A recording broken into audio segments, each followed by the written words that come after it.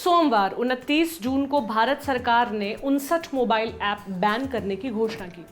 इसमें टिकटॉक भी शामिल है। वीडियो प्लेटफॉर्म के तौर पर इस्तेमाल होने वाले इस ऐप के भारत में ही लगभग 20 करोड़ यूजर्स हैं।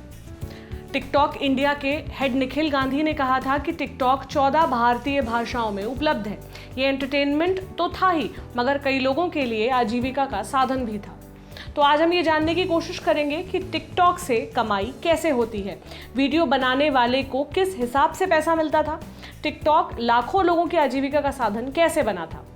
ये सब जानेंगे आसान भाषा में मेरे यानी प्रतीक्षा के साथ। पहले बेसिक्स। टिकटॉक 2016 में लॉन्च हुआ था। अप्रैल 2020 तक गूगल प्ले स्टोर और एप्पल ऐप स्टोर से टिकटॉक डाउनलोड की संख्या 2 बिलियन यानी 2 अरब तक पहुंच गई थी। इसमें भारत में 61 करोड़ डाउनलोड हुए, लगभग 30%। Mobile intelligence firm sensor tower के अनुसार भारत ने टिकटॉक डाउनलोड के मामले में चीन को पीछे छोड़ दिया। चीन, जहां का ये ऐप है, वहां लगभग 20 करोड़ डाउनलोड हुए, कुल हिस्सेदारी से 10% से भी कम। इस आंकड़े से आप अंदाजा लगा सकते हैं कि टिकटॉक भारत के लिए कितना बड़ा मार्केट है। पिछले साल टिकटॉक की पेरेंट कंपनी बाइटडांस ने कहा था कि वो भारत में लगभग $1 बिलियन यानी आज के हिसाब से लगभग 70 अरब रुपए निवेश करने जा रही है। एक रिपोर्ट के मुताबिक टिकटॉक के मालिकाना हक वाली कंपनी बाइटडांस ने पिछले साल $3 अरब यानी 22,500 करोड़ रुपए का फायदा कमाया। हालांकि ये कमाई सिर्फ टिकटॉक की नहीं बल्कि हेलो समेत अन्य प्रोडक्ट्स की भी है। 2019 में सिर्फ टिकटॉक से कंपनी को करीब 720 करोड़ रुपए की कमाई हुई थी। पर टिकटॉक पर कमाई कैसे होती है? ये तो टिकटॉक की कमाई की बातें थी, लेकिन टिकटॉकर्स कैसे पैसे कमाते हैं? अगर आप ये पूछेंगे कि टिकटॉक पर एक व्यक्ति कितना कमा लेता है, इसका सीधा जवाब देना मुश्किल है। यूट्यूब की तरह टिकटॉक के पास क्रिएटर्स के साथ रेवेन्यू शेयरिंग का कोई मॉडल नहीं है। टिकटॉकर्स अपने अकाउंट से ब्रांड का प्रमोशन कर पैसा कमाते हैं। इन्फ्लुएंसर मार्केट कंपनी सोशियोपूल के फाउंडर आशीष भारद्वाज 200 से ज्यादा यूट्यूबर्स के साथ ही टिकटॉक जैसी कंपनियों के लिए काम करते रहे हैं। उनका कहना है कि टिकटॉक पर पैसा कमाने के लिए कम से कम 1 बिलियन यानी लगभग 10 लाख फॉलोअर्स होने चाहिए। 50,000 1 लाख फॉलोअर्स से कुछ नहीं होता। जिनके मिलियन में फॉलोअर्स हैं वो ही पैसा कमा सकते हैं, यानी टिकटॉक पर वीडियो बनाने वाला हर बंदा पैसा नहीं कमा रहा है। तो क्या ज्यादा फॉलोअर्स का मतलब पैसा? आशीष का कहना है कि टिकटॉक भी अन्य सोशल मीडिया प्लेटफॉर्म्स की तरह ही है। अगर आप टिकटॉक पर पॉपुलर होते हैं तो ब्रांड आपको नोटिस करना शुरू करते हैं, आपसे संपर्क करते हैं और प्रमोशन के लिए पूछते हैं। इसके बदले आपको पैसे मिलते हैं। एक इन्फ्लुएंसर मार्केटिंग कंपनी टिकटॉक पर उन लोगों से संपर्क करती है जिनमें इस बात की संभावना दिखती है कि आने वाले समय में उनके फॉलोअर्स की संख्या बढ़ सकती है, क्योंकि फॉलोअर्स बढ़ने का मतलब है कि आपकी वैल्यू बढ़ेगी। एक बार जब फॉलोअर्स की संख्या बढ़ जाती है तो ब्रांड्स विज्ञापन के लिए संपर्क कर सकते हैं। ब्रांड अपने प्रचार के लिए पैसे देते हैं। हालांकि ज्यादा फॉलोअर्स होने का मतलब ये भी नहीं है कि आपको स्पॉन्सर्स मिलेंगे ही। कंपनियां टारगेट ऑडियंस पर ध्यान दे रही हैं। ऐसे में हमेशा ज्यादा फॉलोअर्स वाले अकाउंट के पास पहुंचने की जगह कंपनियां उन लोगों से भी संपर्क करती है जो सीधे उन ऑडियंस तक पहुंच रहे हैं जहां कंपनियों को अपना प्रोडक्ट बेचना है। टॉप क्रिएटर और इन्फ्लुएंसर को ब्रांड टिकटॉक पर चल रहे हैशटैग में भाग लेने के भी पैसे देते हैं। क्या कहना है इन टिकटॉकर्स का?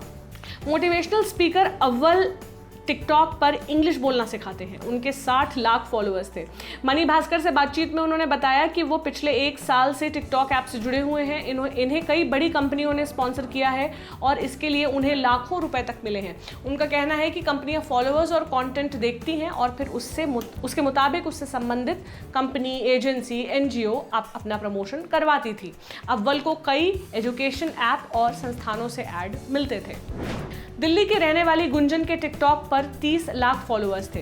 वो हेल्थ से रिलेटेड वीडियो बनाती थी और जागरूक करती थी। गुंजन को एक वीडियो के लिए कंपनी 20 से 30 हजार रुपए का पेमेंट करती थी। उन्होंने मनी भास्कर को बताया कि उन्हें हर दिन 4 से 5 कंपनियां अपने प्रोडक्ट के प्रमोशन के लिए अप्रोच करती थी। छोटी कंपनियां एक एड वीडियो के 5 से 10 हजार रुपए तक देती थी। वहीं वीवो, ओप्पो और प्यूमा जैसे ब्रांड 1 मिनट के एड के 80 हजार रुपए तक पे करने को तैयार थी। इसके अलावा फिक्स इनकम भी देता है टिकटॉक। अगर आप इंस्टाग्राम या अन्य प्लेटफॉर्म पर वीडियो बना रहे हैं और आपका अकाउंट टिकटॉक से अटैच है, आपका कंटेंट अच्छा है, तो टिकटॉक आपसे संपर्क करेगा, आपसे कहेगा कि हमारे प्लेटफॉर्म पर हर दिन 20 वीडियो बनाइए, हम आपको हर महीने इतना पे करेंगे। इस तरह से टिकटॉक वीडियो बनाने वाले को एक निश्चित अमाउंट पे करने लगता है। टिकटॉक फॉलोअर्स बस ऐसे लोगों को मंथली सैलरी देता है। कुछ टिकटॉकर्स टिकटॉक पर फेमस होने के बाद अन्य प्लेटफॉर्म्स के जरिए पैसा कमाते हैं। ब्रांड अपने प्रमोशन के लिए उन्हें अप्रोच करते हैं। अगर आप टिकटॉक पर एक सिंगर के रूप में फेमस हो चुके हैं, ब्रांड आपको लाइव परफॉर्मेंस का मौका देते हैं। इसके बदले भी टिकटॉकर्स की इनकम होती है। अब सवाल, टिकटॉक के बंद होने से इस प्लेटफॉर्म से पैसा कमाने वालों का क्या होगा? मीडिया रिपोर्ट्स के मुताबिक टिकटॉक स्टार्स देसी शॉर्ट वीडियो प्लेटफॉर्म्स रोपोसो और चिंगारी जैसे ऐप्स की तरफ मूव कर रहे हैं। मनी भास्कर की खबर के मुताबिक रोपोसो के फाउंडर और इनमोबी ग्रुप के सीईओ नवीन तिवारी का कहना है कि हमारे प्लेटफॉर्म रोपोसो पर यूजर्स की संख्या बढ़ रही है। टिकटॉक से कई बड़े स्टार्स हमारे ऐप से जुड़ रहे हैं। कंपनी का कहना है कि वो ऐसे टिकटॉक स्टार्स को अपने प्लेटफॉर्म पर मौका देगी जिनके कंटेंट अच्छे हैं, वे यहाँ से कमाई कर सकते हैं। रोपोसो भारतीय ऐप है और टिकटॉक का सबसे बड़ा राइवल माना जाता है। हालांकि इन्फ्लुएंसर मार्केटिंग कंपनियों का मानना है कि टिकटॉक इतनी आसानी से इंडियन मार्केट छोड़ने वाला नहीं है। आने वाले समय में हो सकता है वो किसी भारतीय कंपनी से हाथ मिला ले और अपने बिजनेस को जारी रखे।